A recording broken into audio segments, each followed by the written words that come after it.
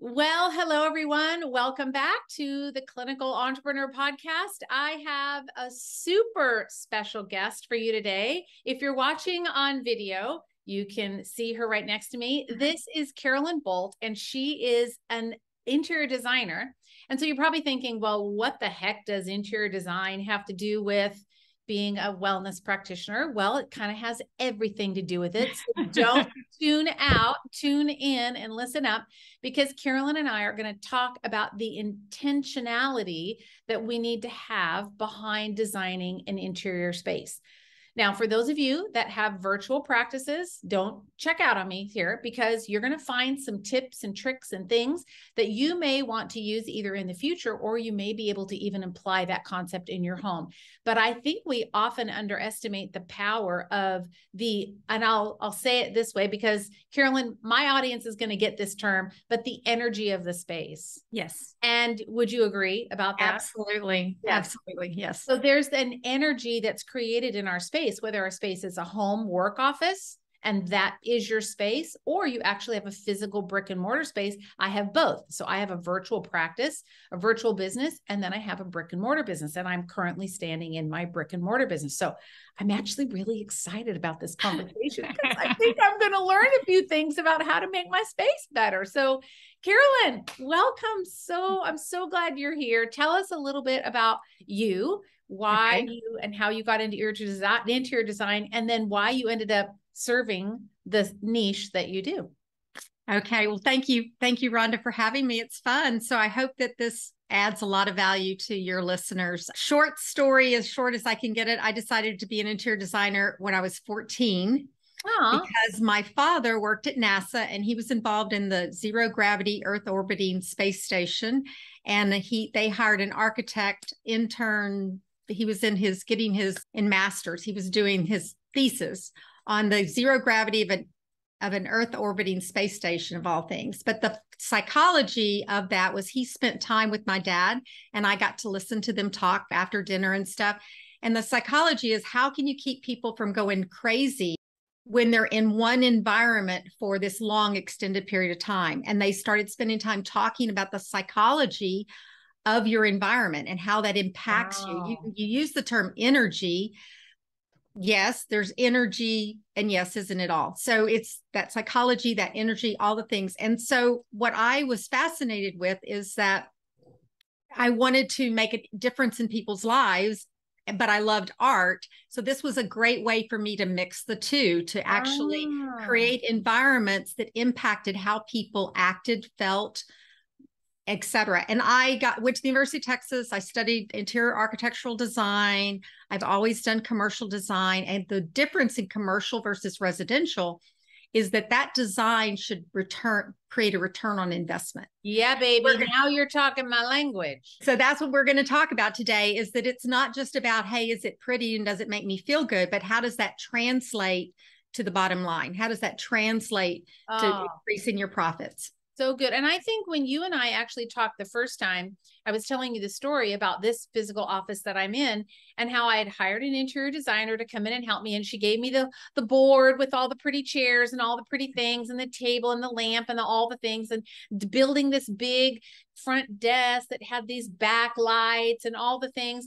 And when she put it out for bid, it was coming in at like $60,000 or $80,000. And I was like, what, are you kidding me? It can take me years to recover that. Why would I spend that kind of money? I did not understand, on a space that I don't even own. Like, it's not even my space. It's someone else's space. I'm renting the space. So that made no sense to me at all. And I think I just went on this interior design thing. So did you throw out the baby with the bathwater, or did you use any of it?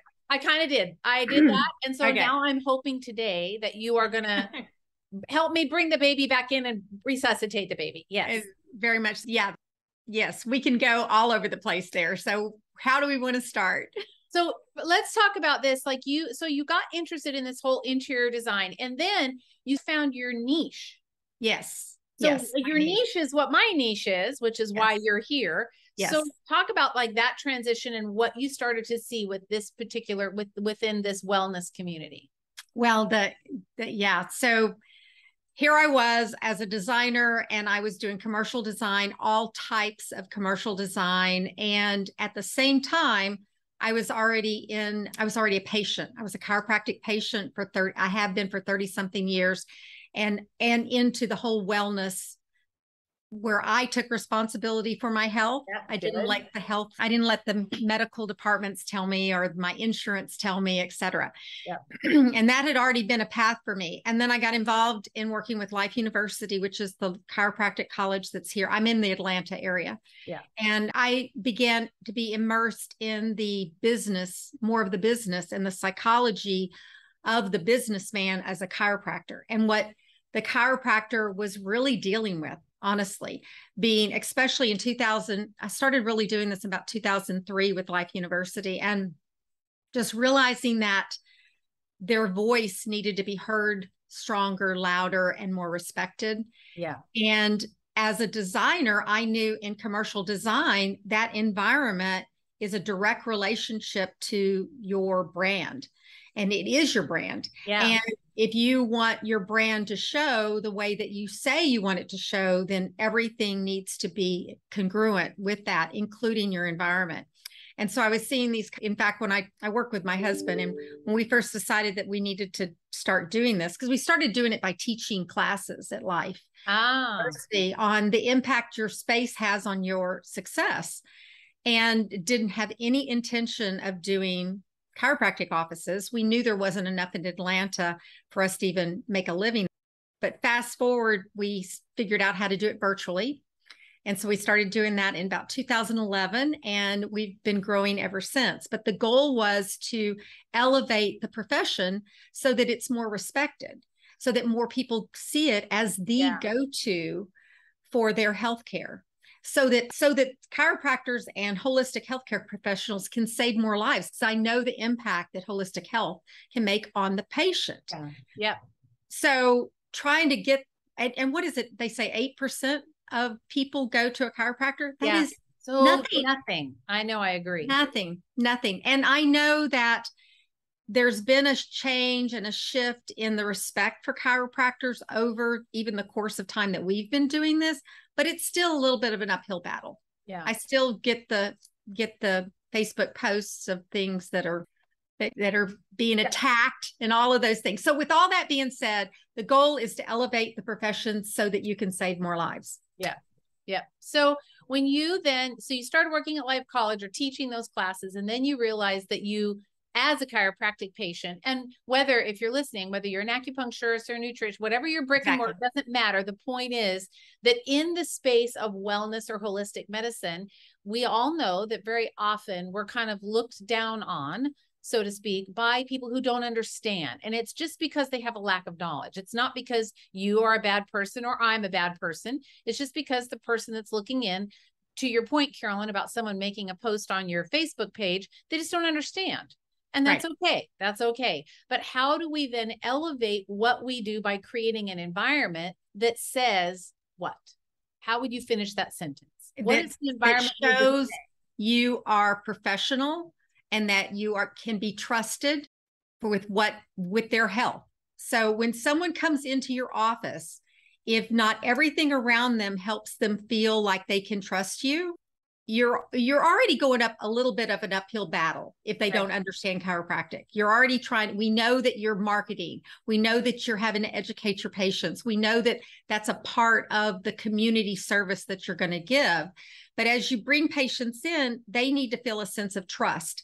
And if they look around and your environment is dirty, dark, dingy, dated, I can go on from that, you're going to be fighting even more of an uphill battle. So we're not talking about the $60,000 front desk Taj Mahal. We're talking about, and I love the word, intentionally making choices to make sure that your environment is going to amplify who you are. It's just like going into a retail store to buy something. Yeah, there's so much money that gets spent on designing the interior of like Trader Joe's or Macy's. I remember watching a documentary years ago about how they place the clothing in these department stores. And now even they're putting scents and smells they're diffusing those in certain areas of the store that elicit a certain type of feeling. I'm like, first of all, it kind of makes me mad because I don't like being manipulated, number one, and I against my will, nonetheless. But environments do affect the way that we interact with the people in the environment, the things in the environment, how we feel, etc. So a patient is coming to my office, let's say here, right. And I'm not a chiropractor here, and my office is not chiropractic. I do something totally different. But I have a patient that's walking in the door, but they're here to see me. They're not here to see my office. My chairs are nice. I got nice pictures on the wall. I have a couple of plants I picked up at Home Goods. I got my desk with my computer and a little computer terminal. And I think I'm like pretty much doing okay. So what am I missing? Well, you might not be missing anything. I can't see your whole office, so I don't know if you are or not. If you've intentionally planned it, you might not be losing anything. Right? No, girlfriend. No. There is no intentionality behind this. This is okay. Me picking out a chair and I go, oh, I think that's a cute chair. I'll put that in here. And that's the end of my intention. So how do I then take what I have in my office and create something that is a little bit more intentional? How would I go about doing that? Well, the first thing that we would always ask you is not what do you like, but what is your ideal patient's taste? What is their taste? What is their expectations? You have an ideal patient, and some people have a hard narrowing that down, but that's one of the most basic things you need to do in business, because that's going to identify everything that has to do with your branding. So remember that your interior is an extension of your branding, and branding is not just your logo. Branding is who you are. That's right. Okay. Yeah. So the first thing we would ask you is who you are and how do you want to show up to your ideal patient to be the one that they would trust, know, like, and trust. And so once we identify that, then that would start to create, just like you would in logo design, that would start to create the look, the feel, the image that you're trying to do. Some simplicities would be, are you serving the sports community? Yeah. Okay. Are you serving the moms and the babies and the pediatric community? Are you serving the geriatric community because you're doing neuropathies? I mean, who are you serving? And you need to look at who you're serving and create an environment that attracts them to you and encourages them to stay there. So think about a minute, retail design and hospitality design. Okay, retail design, you just spoke about it earlier. That attracts you so that when you walk in, you know the level of price you're probably going to be paying, right? The level of quality you're going to be getting. You just feel that around you. If there's an incongruency there, then you probably won't. Okay. So that's what we're trying to do. We're trying to stop the incongruency. So if you're presenting yourself as this, I'm going to really help you, and you've got ripped up chairs and everything's dated and the lighting's dark and shabby, then that's going to be something you're fighting against. Instead of, as you were talking about, Macy's, create everything you can to support that environment. Yeah. And the word picture that the thing I just thought of, which I get it. So if you think about, I'm thinking about a shopping experience. If I walk into a store and the racks are all disheveled and the stuff is everywhere and there's stuff on the floor, kind of like going to somewhere there's had a big sale and the people have just ransacked the place, and it's just, the hangers aren't, it's all that, but every single shirt on the rack is $79. I'm going to go, what? This is like crap, because it looks that way. It looks all disorganized and chaotic. And so my mental association is going to be, oh, well, this is going to be cheap stuff because it's all chaotic. So I love that. I love that analogy. So creating an environment that is conducive to what you're charging and or the service that you're providing. And even more importantly, the transformation that the patient can expect to get from you. So Exactly. is it disheveled? Do you have like crap everywhere, or is it all nice and tidy and orderly? And I would imagine that for probably a lot of practitioners, it's things are, you just don't pay attention and they just get old. After a while, things get dated, and now it's, you still have stuff in there from the 1980s. Exactly. Exactly. So that's retail design. Another aspect of design that really has to do with kind of going all the way back to my understanding of NASA is the psychology when you're in the space for a while. So that has more to do with hospitality design. So hospitality design would be the design for restaurants. Let's just talk restaurants for a second. They are creating an atmosphere that makes you want to stay there and makes you want to come back. Right. Especially for chiropractors and holistic healthcare professionals that need their patients to come often enough to get well. They need to create that environment that's going to be conducive to them, to what they're trying to do, what the culture is that they want to have. So you'll have, I can think of, we just talked a little bit earlier about a sports culture versus a mommy culture. And you want those mommies to connect to each other. And what can you do in the design of your space to do that? And some of that is the layout and the function. Right. And then some of it is the form or the three-dimensional space. So for a practitioner who's listening to this going, oh my gosh, I can just see my waiting area is just kind of needs a update. So obviously this is going to translate not only to a waiting area, but also like treatment rooms or any other room where you might have infrared sauna, or you have some kind of spa or a salt room or a music sound bathroom or whatever it is.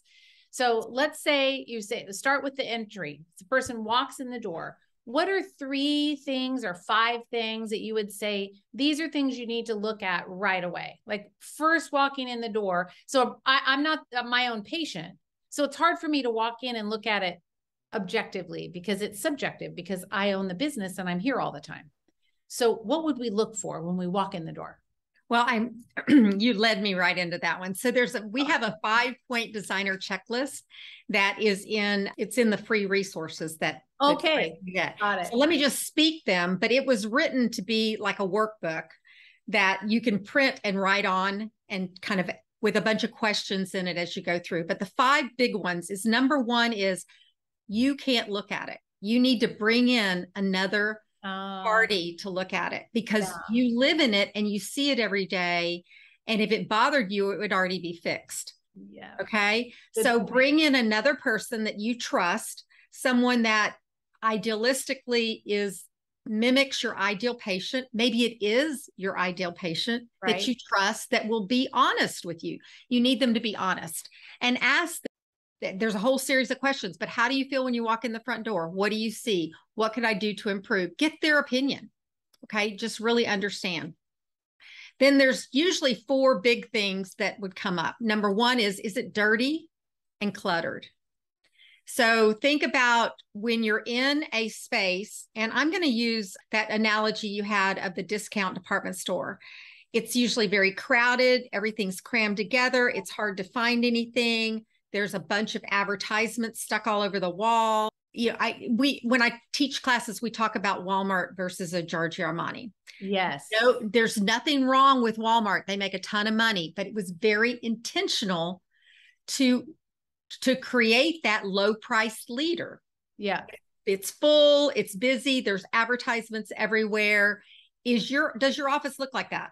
Is there pamphlets it's amazing to me. You have a front desk, it's that flat surface syndrome. How much stuff can you put across it? Nope, they're not going to look at any of it. None of it. No. One at a time, once a month, once a week, change out, whatever. Be very intentional, very focused on what you're doing. So uncluttering. And is it dirty? Is your bathroom dirty? Do you need to get a good grout cleaner in there? I mean, what? Just that basics. The next one is it worn out? So dirty and worn out are 2 different things. Yes. Okay. Yeah. So do you have duct tape on your adjusting table? Okay.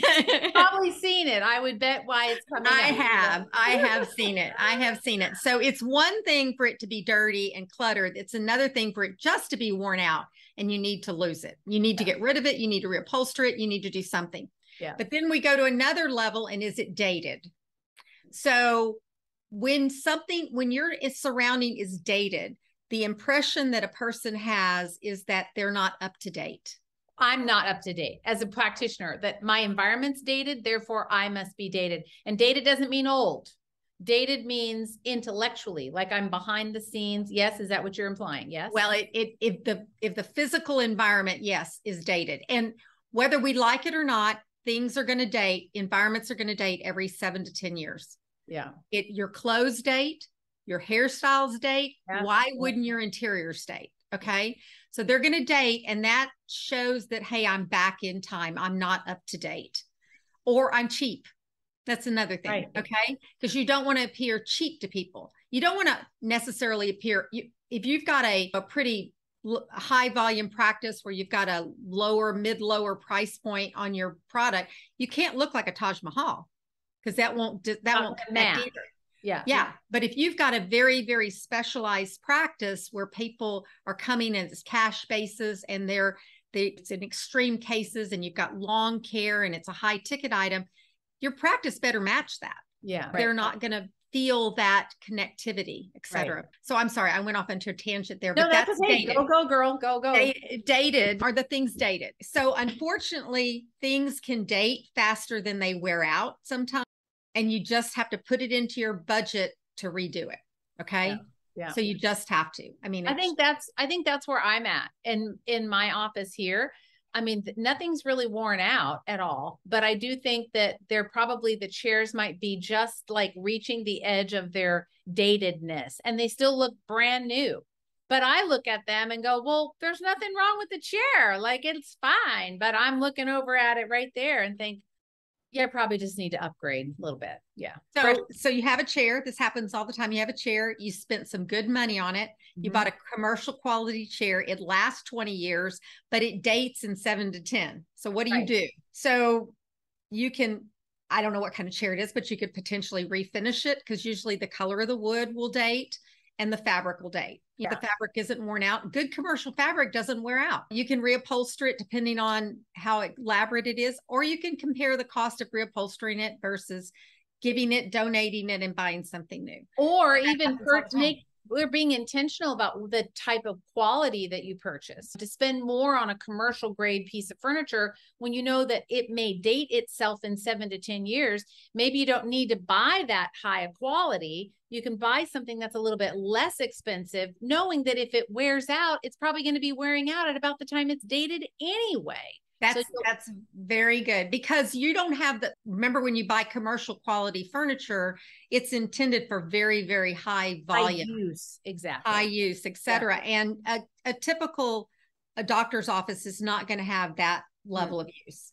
So you're not the emergency room at a big hospital to have that turnover.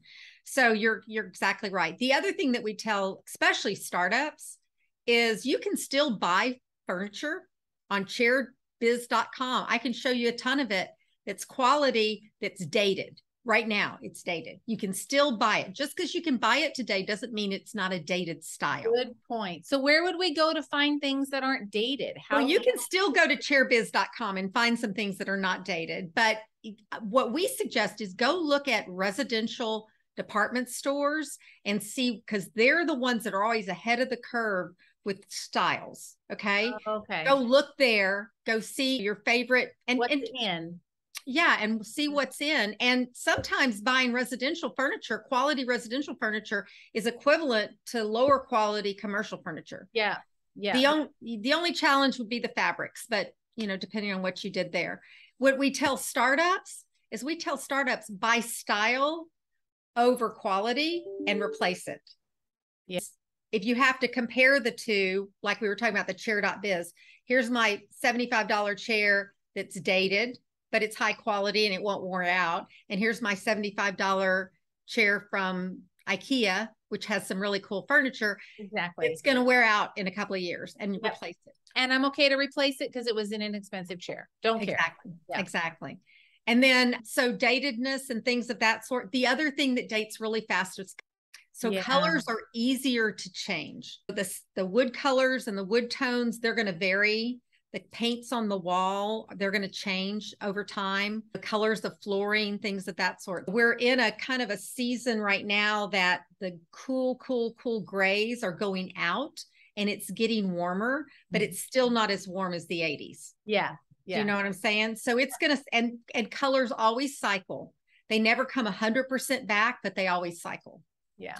So even the jewel tones are coming back, but there's a twist to them. They're not quite like they were before. So you're just looking at colors, and paint's the cheapest, easiest, fastest thing for you to do. It just, and choosing to paint dramatic colors on the walls in certain key areas, maybe all you need to create a real fresh wow look. Finishes, changes of furniture, dating. And then the fifth thing to look at is your lighting. So lighting could be potentially one of the more costly things to change out, but it doesn't have to be. So in your typical, I'm going to talk about startups. Typical startups tend to, it's not universal, but they'll tend to release a retail strip center.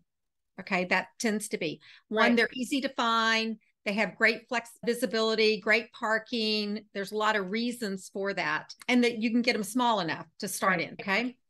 And you usually get them, if you get them in what we call a white box, which is, think of your typical retail, they have a lay-in ceiling with 2x4s across the top of it. That gives this broad wash of light everywhere. So that works for Walmart.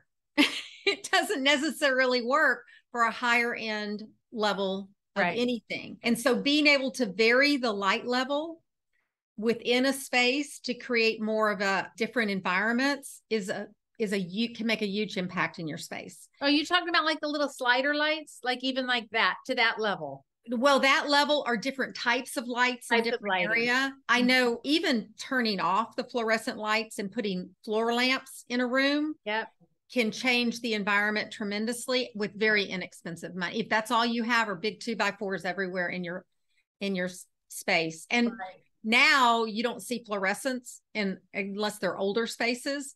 But even LEDs, a wash of LEDs is doing about the same thing as a wash of fluorescence. So just trying to vary the light level. The quieter you want the space, the lower the light level.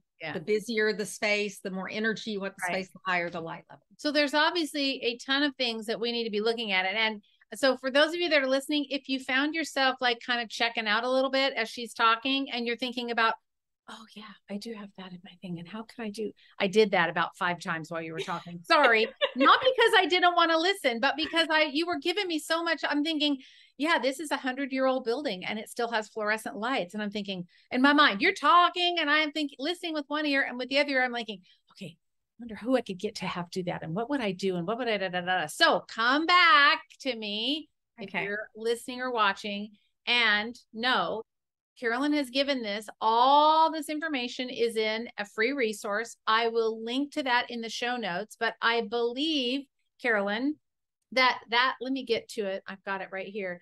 Is your website is chiropracticofficedesign.com.